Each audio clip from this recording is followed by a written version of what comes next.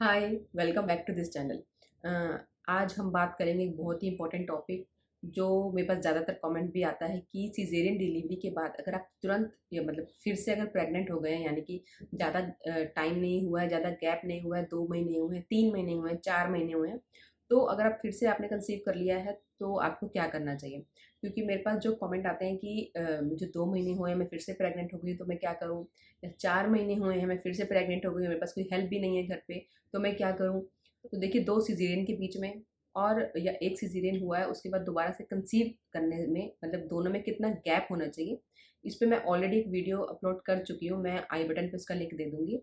अब बात करते हैं कि अगर सिज़ेरियन के बाद 2-3 महीने बाद आप फिर से प्रेग्नेंट हो गए हो तो आप क्या करो? तो सबसे पहले तो देखिए, ये कंप्लीटली आपका डिसीज़न है कि आपको क्या करना है, कि आप प्रेगनेंसी आप कंटिन्यू करना चाहते हो या नहीं करना चाहते हो। और दोनों ही केसेस में आपको अपनी गायनी से कंसल्ट करने की ज़रूरत पड़ती है और आपको करना भी चाहिए। आपको ऐसे अगर आप नहीं कंटिन्यू करना चाहते हो तब भी आपको अपनी तरफ से कोई मेडिसिन नहीं लेनी है, क्योंकि हम क्या करते हैं ना कि अपने फ्रेंड से पूछ लिया, रिश्तेदारों से पूछ लिया, घर पे कुछ वीडियो में कहीं देख लिया तो अपनी मर्ज़ी से कोई ना कोई दवाई ले ली। तो ऐसा नहीं करना है, क्योंकि क्या कभी-कभी होता है कि जो प्रेगनेंसी है वो एक्टोपिक प्रेगनेंसी भी हो जाती है, यानी कि जो फैलोपियन ट्यूब होती है उसी में ही एग रह जाता है, चिपक जाता है। तो वो अगर आप कोई मेडिसिन लोगे तो उससे वो क्लीन नहीं होगा। तो इसलिए वो आपका इन्फेक्शन फर्दर बढ़ जाता है।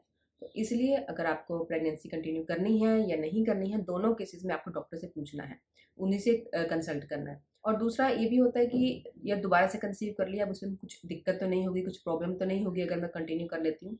तो देखिए, अगर सिज़ेरियन एक सिज़ेरियन के बाद ज़्यादा टाइम नहीं हुआ है, तो क्या होता है, हमारी बॉडी को ना रिकवर होने में बहुत टाइम लगता है, क्योंकि आपको बाहर एक कट लगा है, आपकी यूट्रस पे एक कट लगा है, तो आपकी बॉडी को हील होने में इतना टाइम चाहिए। अगर आप जल्दी से फिर कंसीव कर लोगे, प्रेगनेंसी आप कंटिन्यू भी करना चाहते हो, तो आपकी हेल्थ पे बहुत ज़्यादा असर होने वाला है, क्योंकि एक बच्चा छोटा है, आपको उसको देखना है, उसको फीड करवाना है, आप अच्छे से रिकवर नहीं हुए हो, आपकी बॉडी की जो एक्टिविटीज़ हैं वो भी लिमिटेड हैं, आप ज़्यादा वेट नहीं उठा सकते हो, ज़्यादा झुक नहीं सकते हो।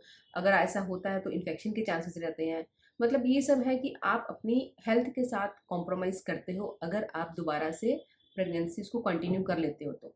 क्योंकि अगर आप दोबारा से उस इतने कम गैप में, अब आप ये तो आप मान के चलो कि इतने कम गैप में दोबारा नॉर्मल तो होगी नहीं, सिज़ेरियन ही होगा। और इतने कम गैप में अगर 2 सिज़ेरियन होते हैं, तो आपकी बॉडी पे आप खुद सोचो कि कितना असर आएगा, और नेगेटिव इम्पैक्ट ही पड़ता है। और ये भी होता है कि प्रेगनेंसी में कोई ना कोई कॉम्प्लिकेशन भी हो जाती है। एक तो जैसे ये होता है कि जो यूट्रस का जो कट होता है, वो कंप्लीटली हील नहीं हुआ है, यूट्रस को आपकी बॉडी को भी हील होने का टाइम नहीं मिला है, तो आपकी हेल्थ तो वैसे भी खराब होगी ही।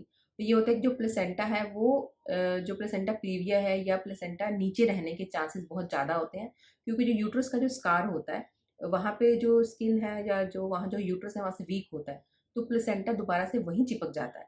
तो इसलिए वो नीचे ही या रहता है यूट्रस के, तो दूसरी प्रेगनेंसी में प्लेसेंटा प्रीविया होना या मतलब लो लाइन प्लेसेंटा होना कि सर्विक्स को के पास होता है, तो वो हो सकता है। उससे फिर प्रेगनेंसी में ब्लीडिंग होना, कोई भी हेल्थ इश्यू होना, ये सब बहुत कॉमन हो जाता है। तो अगर आप दोबारा से अगर आप चाह रहे हो कि आपकी जो प्रेगनेंसी है वो हेल्दी रहे, तो थोड़ा गैप आपको लेके चलना चाहिए। और ये भी होता है कि इसमें टाइम मिल जाता है आपको फर्स्ट सिज़ेरियन से आपकी बॉडी को रिकवर होने का।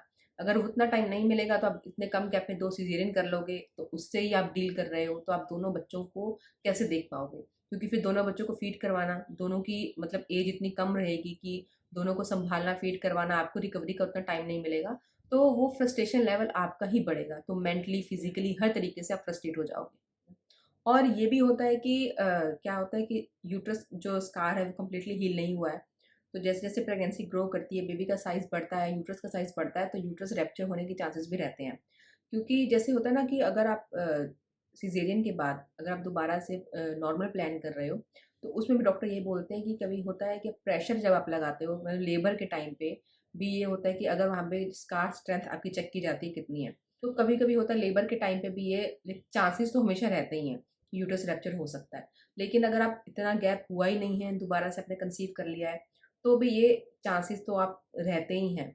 तो इसलिए इन सब से बचने के लिए, इन सब कॉम्प्लिकेशन से बचने के लिए ये है कि क्योंकि यूट्रस तो वीक हो ही जाता है, अगर आपका एक प्रेगनेंसी हुई है, दोबारा से आपने रिकवर नहीं किया है, आपकी बॉडी अभी वीक है, आपका यूट्रस दोबारा से अगर उस शेप में चला भी गया तो लेकिन जो वहाँ स्कार है वो अभी वीक है, जब अब दोबारा से आप कंसीव कर लेते हो तो यूट्रस फिर से ग्रो करने लगता है जैसे जैसे बेबी का साइज बढ़ेगा। तो इन सब कॉम्प्लिकेशन से बचने के लिए अच्छा है कि आप अपनी बॉडी को, खुद को मेंटली, फिजिकली हर तरीके से हील होने के लिए इतना टाइम दो, और वो टाइम आपका जो बेबी है उसके लिए भी बहुत प्रीशियस टाइम है, वो आप उसकी भी केयर कर पाओगे अगर आप गैप लेकर के चलते हो तो ये सब जो हमने डिस्कस किया, इसके आगे भी और भी कॉम्प्लिकेशंस हो सकते हैं प्रेगनेंसी में अगर आप इतने कम गैप पे, स्पेशली सिजेरियन के बाद अगर कंसीव कर लेते हो, क्योंकि नॉर्मल के बाद आपने सुना होगा कि 1 साल के गैप पे ही 2-2 बच्चे हो जाते हैं। पहले ऐसे होते भी थे, क्योंकि नॉर्मल में ये होता है कि ऐसा नहीं कि वो ईज़ी है, वो भी उतना ही टफ है, लेकिन आपकी बॉडी में कहीं कट नहीं आता, कोई ऑपरेशन नहीं होता, यूट्रस पे कोई कट नहीं आता है, वो सब रिकवरी में आपका टाइम नहीं जाता है, आपकी एनर्जी नहीं जाती है। लेकिन अगर सिजेरियन हुआ है तो एक ऑपरेशन से खुद को रिकवर होने के लिए प्लीज़ इतना टाइम आप दीजिए अपनी बॉडी को। ऐसा नहीं है कि हाँ अभी कंसीव हुआ है तो आप दोबारा कंसीव नहीं कर पाओगे, लेकिन हाँ ये ज़रूर है कि एज अ मदर आपको ज़रूर, आपको ख़राब लगता होगा कि यार अब कंसीव तो कर लिया है लेकिन अब उसको क्लीनिंग करवाना, अबॉर्शन करवाना, जो भी कुछ है लेना, कि वो आपको अंदर से आपको अच्छा फ़ील नहीं होता होगा। इसलिए भी शायद ये डिसीज़न आप ले लेते हो कि हाँ कोई बात नहीं, कंटिन्यू कर लेते हैं। तो इन सब चीज़ों से बचने के लिए प्लीज़ आप पहले से ही प्रिकॉशन लेकर के चलिए। आपके पीरियड्स दोबारा से नहीं स्टार्ट हुए हैं तो इसका मतलब ये बिल्कुल नहीं है कि आप कंसीव नहीं कर सकते हो। अगर पीरियड्स आपको नहीं भी हो रहे हैं तब भी पूरे चांसेस हैं कि आप कंसीव कर लोगे।